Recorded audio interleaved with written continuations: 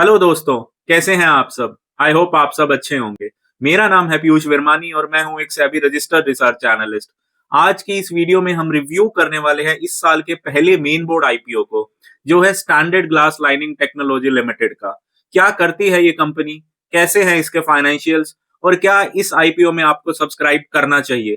चलिए देखते हैं इस वीडियो में। ये आईपीओ ओपन हो रहा है 6 जनवरी से and will be getting closed on 8 January. ये कंपनी स्टार्ट हुई 2012 से।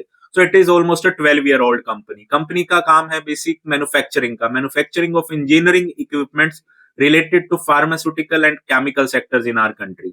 ये कंपनी बेसिकली कस्टमर के रिक्वेस्ट पर उनके डिजाइन के according, not only the design part but this company take cares of everything related to designing, engineering, manufacturing, installation and then operating procedures also.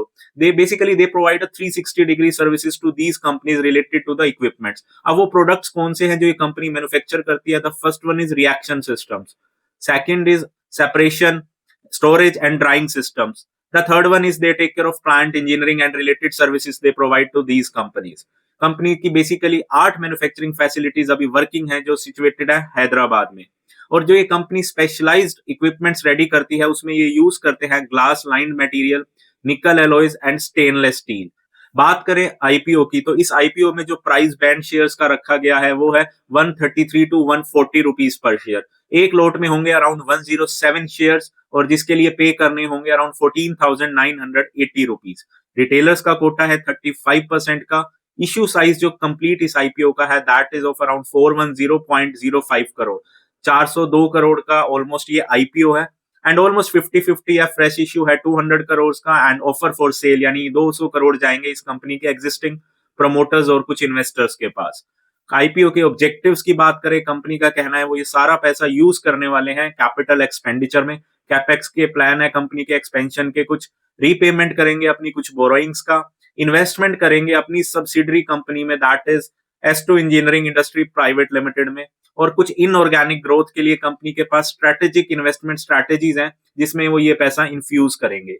चलिए देखते हैं कंपनी के फाइनेंशियल्स, बिकॉज कंपनी के financials company की proper health बताते हैं। Plans अलग चीज है, स्ट्रैटेजीज अलग चीज है, बट एज ऑन नाउ जो कंपनी के फाइनेंशियल्स हैं वो एक कंपनी का बेसिकली हेल्थ बताते हैं कि ये कंपनी कितनी स्टेबल है और क्या इसमें हमें इन्वेस्ट करना चाहिए। 2022 में कंपनी के एसेट्स थे अराउंड 298 करोड़ के, देन हो गए 350 करोड़ के एंड देन 665 करोड़ के। So assets are growing year to year basis. Revenue भी कंपनी का ईयर टू ईयर बेसिस पर ग्रो कर रहा है। प्रॉफिट की बात करें तो पहले साल कंपनी का प्रॉफिट था that is around 25 crore, then 53 crore, then 60 crore. Increase कर रहा है ईयर टू ईयर बेसिस पर। Net worth is also increasing. Reserves की बात करें तो 22 में कंपनी के रिजर्व्स थे 53 करोड़ के, देन 24 में हो गए 389 करोड़ के, बट 24 में अब कम होके रह गए अराउंड 261 करोड़ के। सो बेसिकली आईपीओ आने से पहले जो रिजर्व सरप्लस कम हुए, ये जनरली दो ही केसेस में होता है कि या तो कंपनी ने अपनी किसी सब्सिडरी में कुछ पैसा इन्वेस्ट कर दिया ऑलरेडी, या फिर उन्होंने एग्जिस्टिंग अपने प्रमोटर्स इन्वेस्टर्स को डिविडेंड पे कर दिया। पीई रेशियो कंपनी के आईपीओ आने से पहले है 43 की और आईपीओ आने के बाद हो जाएगी 38.5 की। सो अभी तक देखने में ये कुछ खास ओवर वैल्यूड भी नहीं है बट अंडर वैल्यूड भी नहीं है। चलिए देखते हैं इसके पीयर्स के साथ इसका कंपैरिजन करके कि तब ये आईपीओ कहां स्टैंड करता है in the terms of valuation. इसके पीयर्स में आते हैं Praj industries, Thermax limited, HLE Glascoat, GMM limited. और प्राइस टू अर्निंग रेशियो अगर कंपेयर करी जाए इस कंपनी की इसके पीयर्स के साथ, तो जीएमएम के कंपैरिजन में इसकी पीई रेशियो ज्यादा है बट बाकी सारे पीयर्स के कंपैरिजन में इसकी पीई रेशियो कम है। And price to book value ratio की बात करें सो उसका भी सेम है। जीएमएम के कंपैरिजन में इसकी जो price to book value ratio है वो ज्यादा है बट बाकी सारी कंपनीज के कंपैरिजन में कम है। सो हम इसको एट पार वैल्यूएशन मानेंगे, बहुत ज्यादा अंडर वैल्यूड नहीं है बट ओवर वैल्यूड भी नहीं है। कंपनी की स्ट्रेंथ की बात करें तो इस कंपनी की जो सबसे बड़ी स्ट्रेंथ है वो है customised offering of the products. ये बेसिकली कस्टमर की नीड के अकॉर्डिंग प्रोडक्ट को डिजाइन करते हैं, मैन्युफैक्चर करते हैं एंड देन एसओपीज के साथ आगे सप्लाई करते हैं। सो इसी कारण इस कंपनी की जो सेल्स है वो काफी अच्छे से इंक्रीज कर रही है। सेकेंडली जो ये कंपनी है it is a technologically advance company. So जहां भी जिस भी कंपनी में टेक्नोलॉजी अच्छे से यूज की जाती है वहां पर एक तो प्रॉफिट मार्जिन थोड़े इंटेक्ट रहते हैं, सेकेंडली जो डे टू डे ऑपरेशंस है वो भी अच्छे से मैनेज हो पाते हैं। बात करें कंपनी के साथ एसोसिएटेड रिस्क की, सो इस कंपनी के साथ जो सबसे बड़ा रिस्क है वो है जियोग्राफिकल कंसंट्रेशन। कंपनी के 8 मैन्युफैक्चरिंग प्लांट्स हैं, बट सब के सब लोकेटेड है हैदराबाद में। सो इन केस उस स्टेट में अगर कुछ इश्यू आता है तो डेफिनेटली कंपनी के ऑपरेशंस पर फर्क पड़ेगा और वही उनके फिर सेल्स और प्रॉफिट में भी रिफ्लेक्ट होगा। सेकेंडली, जो कंपनी है फार्मास्यूटिकल सेक्टर पे ज्यादा डिपेंडेंट है। Around 75% of the revenue comes from the pharmaceutical sector. Although pharmaceutical sector एक एवरग्रीन सेक्टर है, कुछ ऐसा साइक्लिक इन नेचर नहीं है।